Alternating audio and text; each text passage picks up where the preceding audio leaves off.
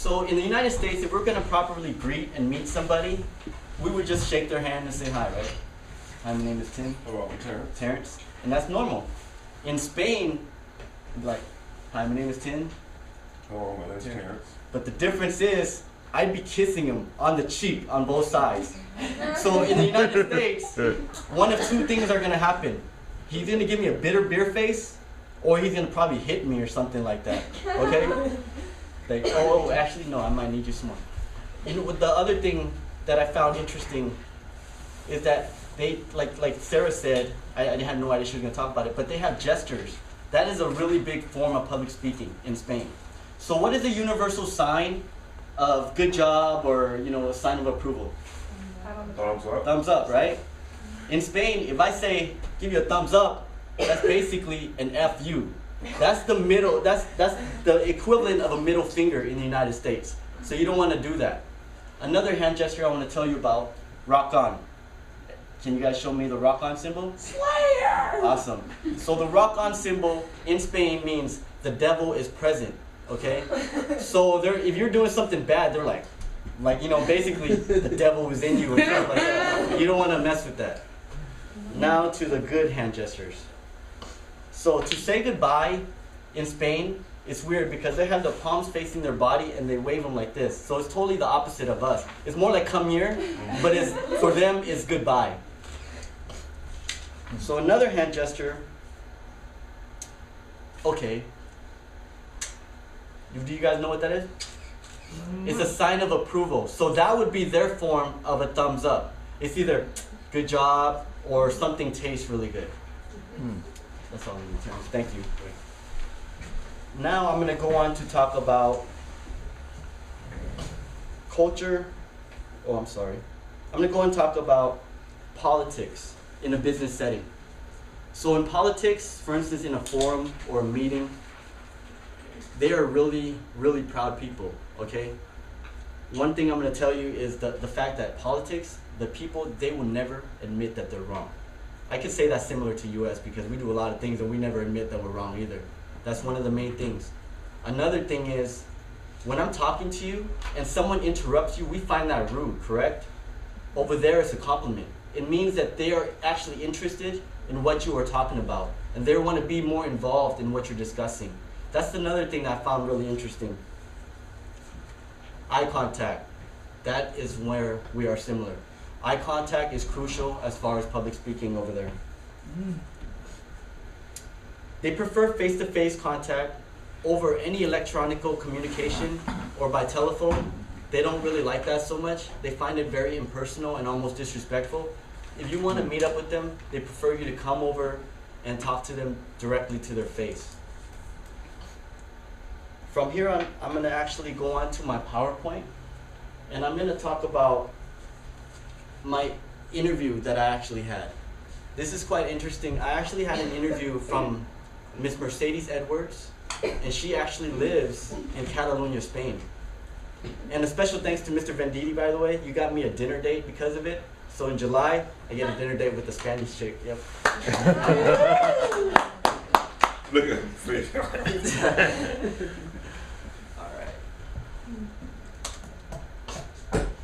So these are just questions that were in our packet.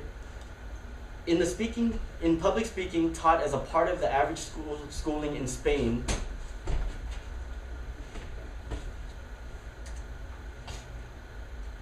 is public speaking taught as a part of the average student's schooling in Spain? And I apologize for the wording. I know it's quite a bit, but I feel like if you're going to quote anybody, you want to get the correct words, or else I'd end up, mix and matching and like changing it up. So this is exactly what she says from the words of Mercedes Edwards, okay? She said, yes, in elementary school, children are introduced to public speaking at an early age. Coming up to the front of the class, sharing a particular thing about their life or an experience that they had regarding a certain topic.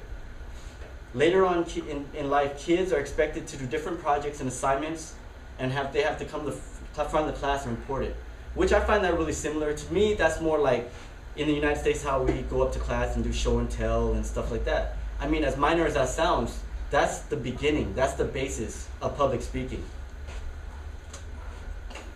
If not, how must people speak in public to gain the skills to be confident to do so. Social, political, and culture.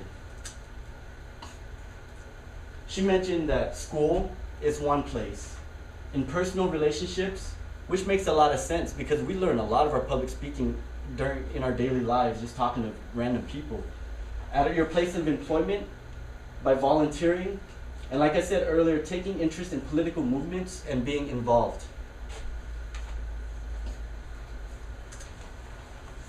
All right, protest.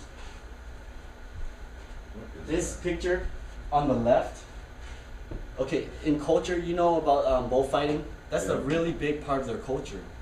But what I just found out is the fact that a lot of people are actually against it because they find it really brutal. And these are naked people, topless, with blood all over their body. This took place in Barcelona, Spain, just last year, in 2010. On the left, or on your right, this is the animal activist. See, it says, how many lives just for a coat? And one thing I noticed, these Spaniards, they love to get naked. They all, I mean, I went through and looked at a lot of the protests, and they're naked in a lot of them.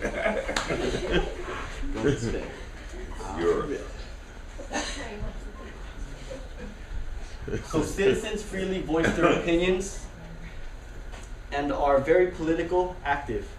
Many problems are addressed by the public with demonstrations that include protest and a great deal of public speaking. To what degree do most people in the country feel public speaking? One thing I'm going to mention is in Spain, they're really religious, okay? In education, during the Franco days, everything had to be approved through the Catholic Church. And now it's still, a lot of that is still that way, even though it's a lot better. So I'm going to ask you guys, what do you think people fear to speak about in Spain? Keep in mind, religious Catholic.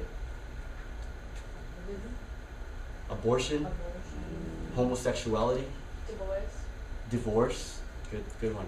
Divorce was not allowed for the longest time. Okay? Abortion. Not like the United States. Abortion is only allowed if the mother is in danger of losing her life, or if the child in the fetus is malformed, or if she was raped. Okay? Another thing that I haven't mentioned is the fact that, like our culture, sex is the truth, right? Sex has become a big part of our culture, especially at a young age, a lot of young pregnancy and so forth. It's the same in Spain. A lot of people are getting pregnant and they're fighting against abortion, but the woman nowadays, if they do an abortion without having any of those reasons, they will be severely punished. Homosexuality. That is a major, major no-no in Spain, okay? Israel, last year, Israel was invited, their organization was invited to sponsor an event. They actually disinvited the Israelites just for the fact that they were scared for their lives. Because people were actually getting beheaded for being a part of homosexuality. They were getting killed and even sought out in their homes if they were gay and killed. She says, I don't believe people fear public speaking very much anymore because they endured, they already endured the 30 years under Franco. But after the dictatorship, people are eager to speak their opinions. That is true now, but it wasn't true in the past. What topics must be addressed in public speeches? What topics may not be addressed? There's really anything goes nowadays. Without the fear of receiving consequences, anything goes in public speaking. Words are even expressed in an explicit manner. Any topics can be voiced. Another thing that I haven't mentioned is the fact that our economy is really bad right now. Spain is the same. Their economy is really bad. But one thing that I admire about the Spaniards is the fact that they stand up for their rights. They had the largest protest of all time last year, I believe in May of 2010, in Madrid, Spain, to fight the budget cuts and all the unemployment. Because their unemployment rate is at 45%. Ooh. That is huge. Wow. That's half the country.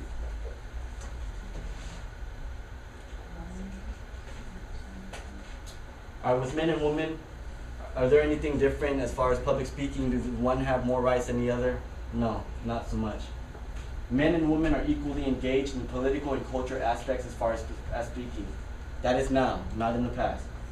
In many cases, both genders are paired up to work together. What kind of events, rituals, or formal activities usually involve public speaking?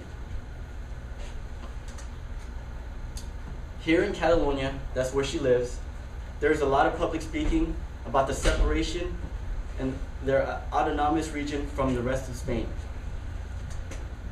At this time, people were not allowed to do cultural things that were specific to the region, including speaking their language. At this time, protest demonstrations do still take place, though they are allowed to live their own culture, and it's still a heated debate. Catalonia, Spain, was once their own country.